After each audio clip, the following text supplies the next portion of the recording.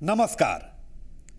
वो गया था तो नौकरी की तलाश में, लेकिन उसे नौकरी तो मिली नहीं।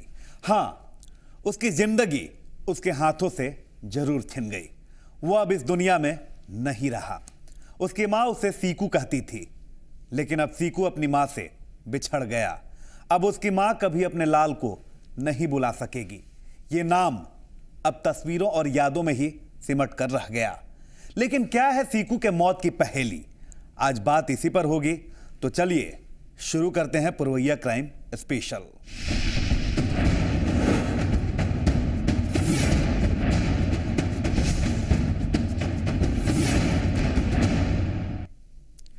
एक बाप के कंधों पर बेटे की अर्थी का भार आ गया। उस बेटे का जो नौकरी की तलाश में निकला था, लेकिन अब वो कभी लौटकर वापस नहीं आएगा। हां, उसके गुनहगार अपना मुंह छिपाने की कोशिश में जरूर जुटे हुए हैं।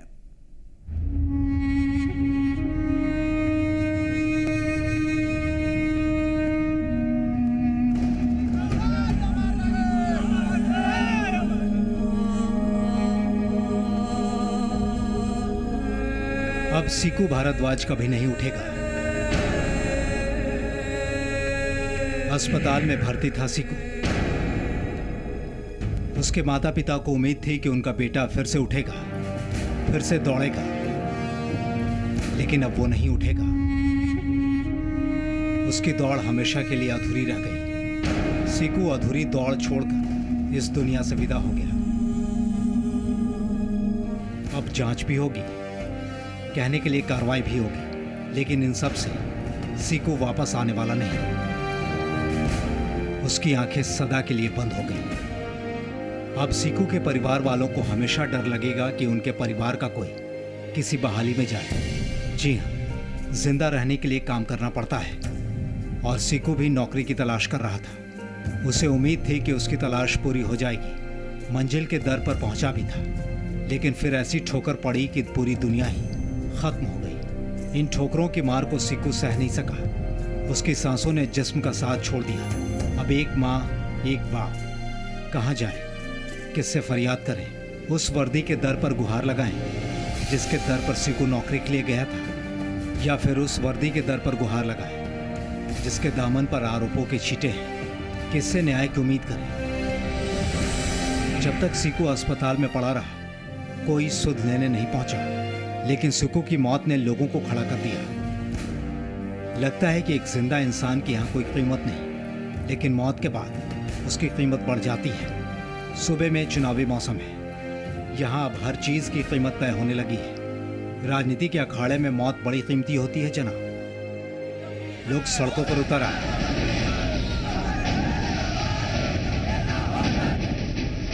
नारे लगने लगे, सीकू अमर रहे, फिजा में गूंजने लगा।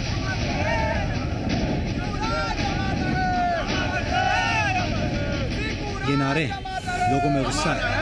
सीकू की मौत से वो नाराज है, लेकिन ये नाराजगी किसके खिलाफ है शायद ये पता नहीं। बस गुस्सा है सरकार के खिलाफ, व्यवस्था के खिलाफ।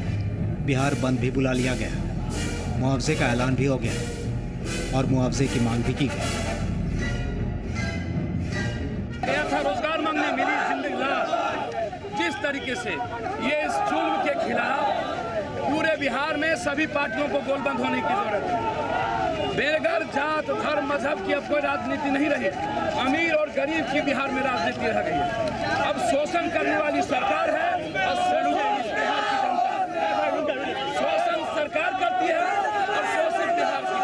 अब हम लोगों ने तय किया है 11 को पूरा बिहार बंद करे। साथ में रहेंगे सभी स्टूडेंट विंग, सभी दलों के स्टूडेंट विंग से आग्रह करते हैं कि 11 को बिहार बंद में सभी लोग रोड पर उतरे। इस सरकार के खिलाफ नीतीश कुमार जी और जो ये गठबंधन है, ये गरीब विरोधी सरकार है, ये जुल्मी सरकार है, ये किसान विरोधी सरकार है और सबसे बड़ा ये छात्र विरोधी सरकार है। इससे ज्यादा अत्याचार, इससे ज्यादा जुल्म इतिहास में अंग्रेज के समय नहीं हुआ होगा जितना नीतीश कुमार जी ने जुल्म किया है। और हिटलर से भी बड़ा राज नीतीश कुमार ने 10 साल में किया है। अखाड़े में सभी दल कूद गए। जांच की, दोषियों के खिलाफ कार्रवाई की मांग होने लगी। लापरवाही तो बहुत छोटा शब्द है, क्रूरता की चरम सीमा है इसके केस जो है। कोई लड़का जाता है इंटरव्यू में इतना मारे कि उसको मौत हो जाए उससे, तो इससे बड़ी क्रूरता तो कुछ हो ही नहीं सकती। लापरवाही तो छोटा शब्द है, और ये तो क्रूरता किया है वहाँ के अधिकारी। पुलिस का काम था कि इसको इलाज कराने के लिए भर्ती कराना, उसकी खबर लेना। राज्य सरकार की तरफ से कोई आदमी नहीं आया, तो राज्य सरकार अगर पुलिस का इस्तेमाल इसीलिए करेगी तो ये तो अलग बात है। दूसरी बात है, क्या जांच करवाएंगे? जांच होनी चाहिए। खाना अपराध हुआ है और बीएसएफ के नियुक्ति में लड़का वहां गए हुए थे। हम आज से 3 दिन पहले यानी 5 तारीख को भी जहां एडमिटेड थे वहां गा के देखे थे। वहां लोग बताए, उनके गार्जियन भी लोग बताए कि इसके साथ एक तरह से इतनी मारपीट हुई है कि वो वहां से अधमरा स्थिति में यहाँ आया है। और मार जो इसको हुआ है, बाहरी मार कुछ नहीं है, अंदरूनी मार है। और हमको लगता है कि किशनगंज में इस प्रकार की और भी घटनाएं घटी है जिसको लोग दबाया है। वहाँ का एसएसपी भी शायद कह रहा था कि 30 तारीख को भी एक लड़का वहाँ इसी तरह से मरा है। हमारा कहना है कि बीएसएफ का चुनाव हो या कुछ भी हो, वहाँ पर इस तरह की घटना को रोकने में बिहार सरकार आज सक्षम हो गई है। सूबे की सरकार भी हरकत में आ जाती है। लगता है कि सिस्टम काम कर रहा है। दोषियों को बख्शा नहीं जाएगा, आरोपियों को सजा मिलेगी, ईमानदारी से जांच होगी। आज ही हमने डीजीपी से बातचीत की है और चीफ सेक्रेटरी से बातचीत की है। बीएसएफ का शायद कोई रिक्रूटमेंट वगैरह का था, उसमें एक लड़के के साथ कुछ वाकया हुआ है। कुछ भी बोलना, जितनी जानकारी लोगों के पास थी जो बताया, ये मेरे लिए मुनासिब नहीं है, क्योंकि मैंने ही कहा है इसकी थोरो इंक्वायरी कराइए। और आज बिहार सरकार की तरफ से एक वरिष्ठ आईएएस अधिकारी और एक पुलिस मुख्यालय के वरीय आईपीएस अधिकारी, ये दोनों जाएंगे और पूरे किशनगंज मामले के हर पहलू की जांच करेंगे। तमाम बातें हैं, लेकिन साहब उस माँ से जरा पूछिए, उस बाप से जाकर पूछिए जिसके कंधे पर एक बेटे की अर्थी उठेगी। हमारे यहाँ इससे बड़ा कोई कष्ट नहीं माना जाता। एक जवान बेटी की अर्थी एक बाप के कंधों पर उठना। लेकिन वर्दी के गुरूर में लोग भूल जाते हैं, हदों को पार कर जाते हैं और फिर वो कर गुजरते हैं जो नहीं होना चाहिए।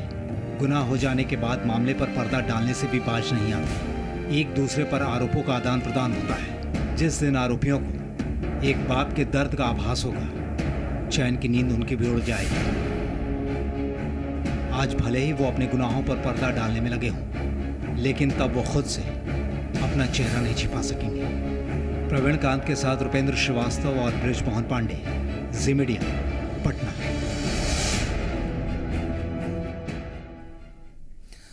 अब आपको पूरा मामला भी समझाते हैं कि सीकू के साथ आखिर क्या हुआ था और कैसे उसकी मौत हुई थी।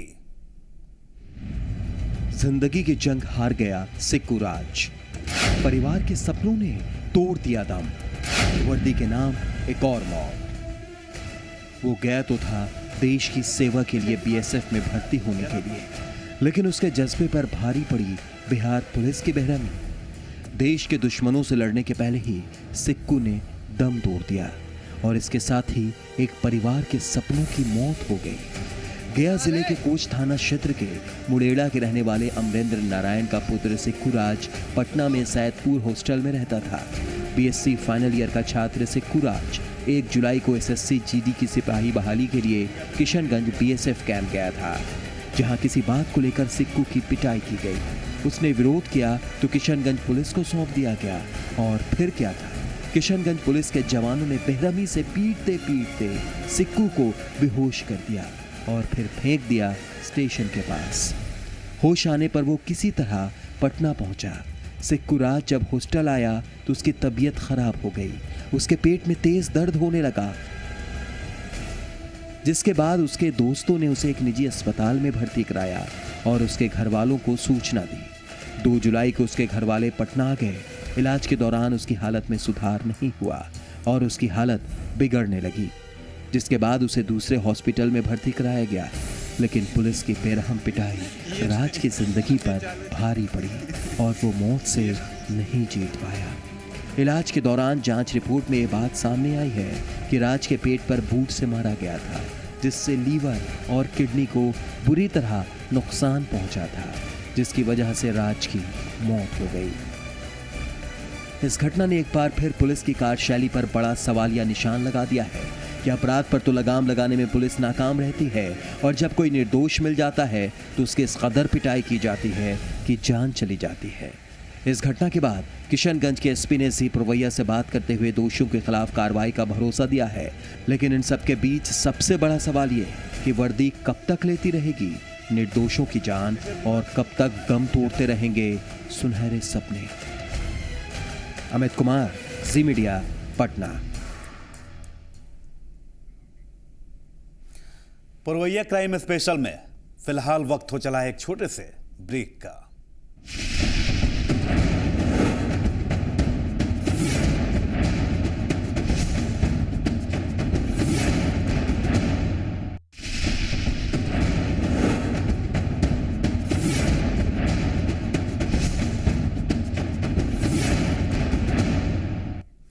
ब्रेक के बाद पुरवैया क्राइम स्पेशल में स्वागत है आपका। एक बार फिर से सीकू की बात करते हैं तो सीकू की मौत एक पहेली बन चुकी है। बीएसएफ ने एक वीडियो जारी किया, अपनी सफाई दी। उधर किशनगंज पुलिस ने भी अपनी बात सबके सामने रखी। श्याम नारायण उर्फ सीकू भारद्वाज, ये नाम है उस शख्स का जो बीएसएफ में नौकरी के लिए किशनगंज पहुंचता है, लेकिन तब उसे पता नहीं था कि जिस जिंदगी के लिए वो नौकरी की तलाश कर रहा है उसे उसी जिंदगी से हाथ धोना पड़ जाएगा। आरोपों के मुताबिक सीकू को बड़ी बेरहमी से पीटा जाता है। इस पिटाई की चोट वो बर्दाश्त नहीं कर पाता। उसे गंभीर हालत में अस्पताल में भर्ती कराया जाता है। घर वालों को उम्मीद थी कि वो ठीक हो जाएगा, लेकिन सीकू माँ की उम्मीदों पर खरा नहीं उतरता। वो अपने पापा की उम्मीदों को तोड़ देता है और हमेशा के लिए मौत की नींद सो जाता है। उसके मौत के बाद कई सवाल खड़े हो जाते हैं। इन सवालों के घेरे में वर्दी वाले आते हैं। उन पर एक युवक की बेरहमी से पिटाई का आरोप लगता है, लेकिन वर्दी किसकी? सवाल गंभीर है। दोनों ही वर्दियों के जिम्मेदार अधिकारी स्वीकार करते हैं कि वर्दी वाले आरोपी हैं, लेकिन इस आरोप को एक दूसरे पर मढ़ने की कोशिश में जुट जाते हैं। यह लड़का बीएसएफ की बहाली के लिए आया था। शारीरिक परीक्षा में भाग लेने के लिए यह यहाँ आया हुआ था। उस दौरान बीएसएफ वालों से बीएसएफ कैंपस के अंदर इसकी कुछ नोक झोंक हुई है। उस दौरान कुछ वाद विवाद हुआ है और जो भी घटनाक्रम हुआ है वो बीएसएफ के साथ हुआ है। किशनगंज जिला पुलिस के द्वारा की इसमें कोई भूमिका नहीं है और उसके द्वारा कोई इसमें मारपीट करने की बात नहीं है। किशनगंज पुलिस के द्वारा कोई मारपीट की बात नहीं हुई है। तो वहाँ पे कोई सिविल के लोग होंगे जो इनके साथ पेश आए थे, और क्योंकि वहाँ पे होमगार्ड के 2-4 जवान थे जिन्होंने इस बीच बचाव नहीं किया, तो ये घटना हम लोगों का है। बीएसएफ के कैंपस के अंदर ऐसी कोई घटना नहीं है। हमारे सारे अधिकारी, डीआईजी साहब, सब लोग निगरानी रखते हैं। हम लोग इवन सीसीटीवी कैमरा वगैरह इंटरनल में लगा रखे हैं और सारा चीज की रिकॉर्डिंग होती है हमारे यहाँ। तो एलिगेशन जो लगा है बीएसएफ पे, वो पूरा का पूरा हम लोग खंडन करते हैं। आरोप और प्रत्यारोप के इस खेल में एक बेटे की जान चली जाती है। एक माँ का, एक बाप का लाल मौत की नींद सो जाता है। लेकिन बीएसएफ और पुलिस दोनों अपने अपने दामन को पाक साफ दिखाने की कोशिश करते हैं। बीएसएफ इस पूरे मामले का वीडियो फुटेज जारी करती है, जिसमें वो अपने ऊपर लगे आरोपों से इनकार करती है और इस पूरे मामले की जिम्मेदारी किशनगंज पुलिस पर डालती है। बीएसएफ की तरफ से जारी इस वीडियो में कहीं भी उसकी पिटाई नहीं की जाती। उल्टा सीकू ही बीएसएफ और पुलिस वालों को पीटता है, उन पर हाथ उठाता नजर आता है। हम इस वीडियो की पड़ताल आगे करेंगे, लेकिन इस वीडियो के आधार पर बीएसएफ ने अपने ऊपर लगे आरोपों से अपना पल्ला झाड़ लिया। ये आशंका जताई जा रही है कि पुलिस वालों ने या बीएसएफ वालों ने उसकी पिटाई की है। उसके बारे में हम स्पष्टीकरण देना चाहते हैं कि इस कैंपस के अंदर उस लड़की को किसी ने हाथ नहीं लगाया। वो भर्ती के लिए आया था, 1 जुलाई को आया था। श्याम नारायण पुत्र श्री अमरेंद्र नारायण निवासी पोस्ट ऑफिस मुरैरा, थाना कोच, जिला गया, बिहार का। सुबह जैसे सारे कैंडिडेट आए ऐसे ही वो भी आया था यहाँ पे, और हाइट वगैरह नापने के बाद 5 किलोमीटर की दौड़ होती है जिसमें उसको शामिल किया गया। इस 5 किलोमीटर की दौड़ में करीब 2.5 किलोमीटर या 3.5 किलोमीटर की दौड़ने के बाद उसको चक्कर आ गए, शरीर उसका कांपने लगा और वो सड़क से किनारे हट गया, क्योंकि हमने शुरू में ब्रीफ किया हुआ था कि किसी की तबीयत ख़राब होती है तो वहीं पर रुक जाए वो। इमीडिएटली जो पीछे जो एम्बुलेंस आ रही थी, जिसमें एक नर्सिंग असिस्टेंट भी था हमारा, उसने इमीडिएटली इसको एम्बुलेंस के अंदर बिठाया और इसकी हालत को देखते हुए उसे तुरंत इस कैंपस में ही स्थित हमारा एक हॉस्पिटल है BSF का, वहाँ पे उसको ले गए थे। और वहाँ ले जाने के बाद जैसे होता जो भी उनका उपचार होता है वो उसको उपचार दिया जा रहा था। ORS का घोल और अन्य जो भी वहाँ पे डॉक्टर साहब प्रेजेंट थे उसको उपचार दे रहे थे। तो उसी दौरान उसके व्यवहार में एक परिवर्तन आया, उसका व्यवहार थोड़ा उग्र हो गया उसका। अब बारी पुलिस की थी, वो भला पीछे क्यों रहती। उसने भी इस पूरे मामले में अपना हाथ होने से इनकार कर दिया। इस मामले की पूरी जांच कराए जाने का आश्वासन दिया और दोषियों के खिलाफ कड़ी कार्रवाई का भरोसा भी। और इस पूरे मामले की हम लोग गहन जांच कर रहे हैं और इसमें जो भी दोषी पाए जाएंगे उनके विरुद्ध सख्त से सख्त कार्रवाई होगी। अभी तक जो हम लोगों ने जांच किया है उसमें यह पाया गया है कि BSF कैंपस में दौड़ के दौरान उसके साथ कुछ हुआ है, उसकी तबीयत खराब हुई है और BSF के कर्मचारियों के द्वारा उसे BSF के हॉस्पिटल में एडमिट कराया गया है। BSF के हॉस्पिटल के रिकॉर्ड के मुताबिक 7:20 पर उसे एडमिट कराया गया है और 11:50 पर उसे रिलीज किया गया है और इतने देर तक उसमें लिखा हुआ है कि उसका वहाँ इलाज किया गया है। तो इस संबंध में हम लोग और भी पूछताछ कर रहे हैं। BSF के द्वारा हमें कुछ वीडियो फुटेज भी उपलब्ध कराए गए हैं। उस वीडियो फुटेज में यह देख पा रहे हैं कि सीकू भारद्वाज कुछ एग्रेसिव है। तो वह एग्रेसिव क्यों है टुवर्ड्स BSF के लोगों के प्रति एग्रेसिव है और ये देख रहे हैं, तो इसकी भी हम लोग और जांच कर रहे हैं। BSF वालों ने पिटाई नहीं की, पुलिस वाले आरोपों से इनकार कर रहे हैं, लेकिन इन सब के बीच में ये सच है कि सीकू की मौत हो जाती है। ये मौत पिटाई से हुई है, तो फिर सीकू के साथ हुआ क्या? सीकू की मौत का जिम्मेदार कौन है? सवाल गंभीर है और जवाब की तलाश जारी है। अमित कुमार सिंह, जी मीडिया, किशनगंज।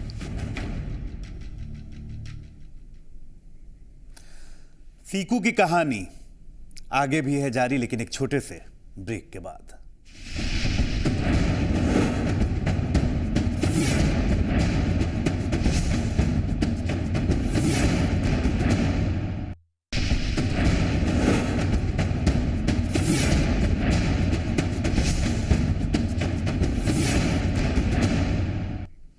ब्रेक के बाद एक बार फिर से पुरवैया क्राइम स्पेशल में स्वागत है आपका।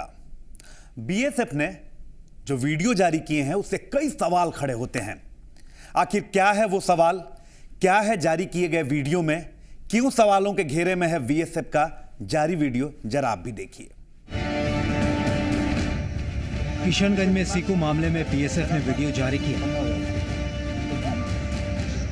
इस वीडियो को आप गौर से देखें। सुनो, इस वीडियो को देखने के बाद कई सवाल खड़े होंगे और उन सवालों के जवाब फिलहाल नहीं मिल सके हैं।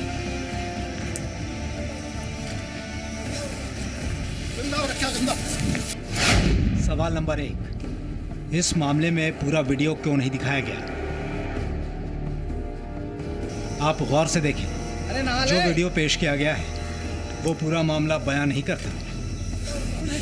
इस वीडियो में सीकू मैदान में एक जगह खड़ा है। ये BSF कंपाउंड के अंदर का नजारा है। इस वीडियो में सीकू खड़ा है, वो बीच बीच में हाथ भी उठाता है, लेकिन सवाल है कि वीडियो का अगला हिस्सा कहाँ है? गुलशन अगर कहीं है तो फिर उसे पेश क्यों नहीं किया गया?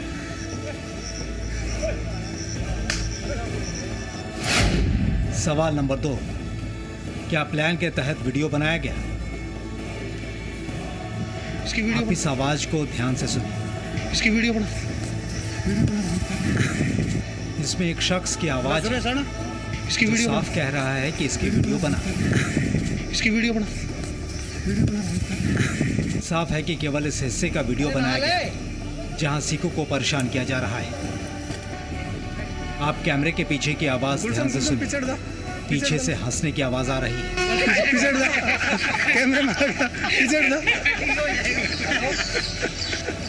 लोग सीकू को परेशान कर मजे ले रहे हैं।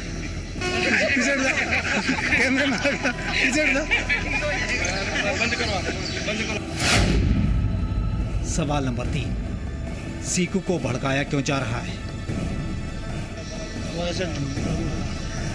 आप बीएसएफ की वर्दी में इस जवान की हरकतों को गौर से देखिए।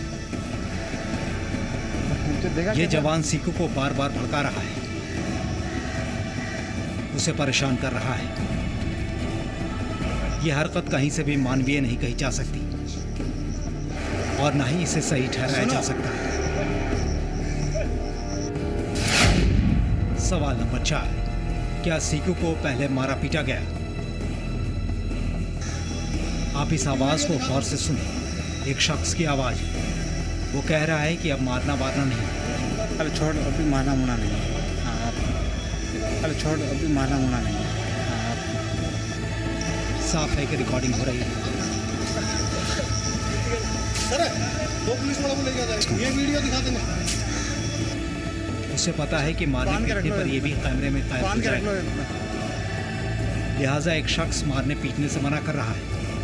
अरे छोड़, अभी मारना मुना नहीं। अरे छोड़, अभी मारना मुना नहीं।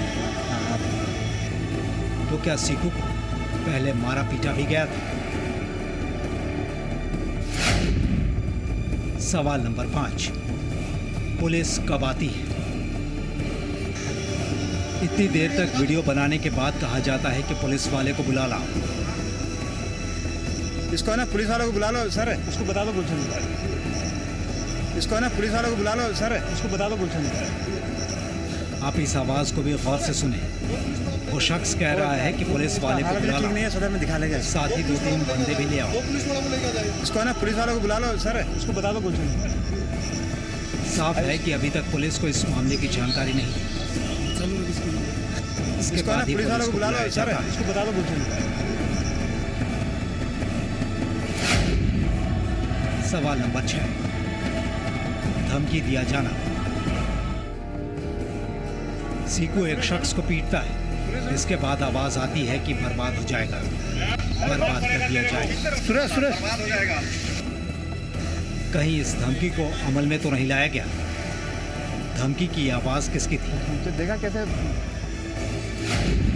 सवाल नंबर 7, रजिस्टर में दर्ज एंट्री। इलाज के लिए सीकू को अस्पताल में लाया जाता है। उसकी एंट्री रजिस्टर में दर्ज की जाती है, लेकिन रजिस्टर में दर्ज एंट्री पर जरा गौर फरमाइए। इस रजिस्टर में ओवर राइटिंग की गई है। ये ओवर राइटिंग सीकू की दर्ज सूचना पर की गई है। ये ओवर राइटिंग आखिर क्यों की गई है? क्या सीकू को एक बार ले जाने के बाद दोबारा अस्पताल लाया जाता है? सीकू के एंट्री टाइम में कोई तारतम्य नहीं। रजिस्टर में दर्ज ये आंकड़े कई सवाल खड़े करते हैं। बदन पर के कपड़े कहाँ गए?